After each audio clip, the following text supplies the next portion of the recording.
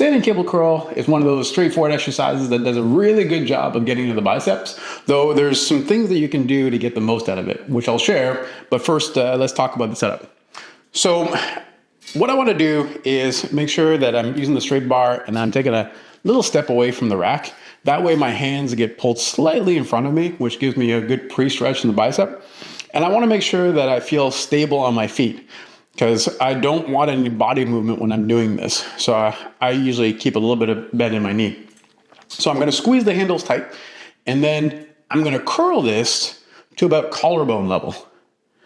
I'm going to pause there, and then I'm going to let it all the way out to that pre-stretched position that I started in. So I like to start where I finish, so I'm always finding my way back to the bottom position where I started.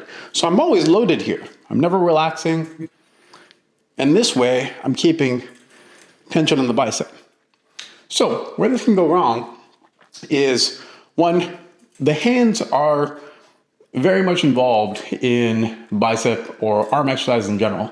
The tighter you grab this, so squeeze the handle, the more involvement of the bicep you're gonna get. So first mistake is not squeezing hard enough. We get this kind of like loose wrist.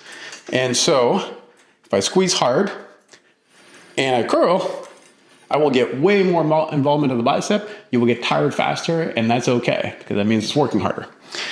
Then the other part of this is sometimes we end up curling past that collarbone level, so up here. So kind of relaxing at the top, letting our elbows kick forward. So my elbows are always under the bar, and I'm always staying loaded throughout the movement to get the most out of the curl.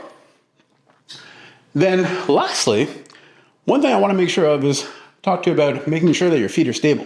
So what we don't want is a whole lot of body movement when we're doing this curl.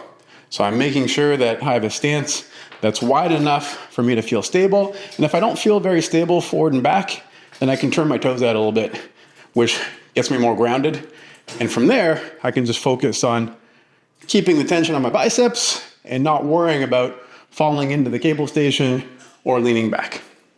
So those are the three things that you should watch out for. Hopefully that helps. Bring it.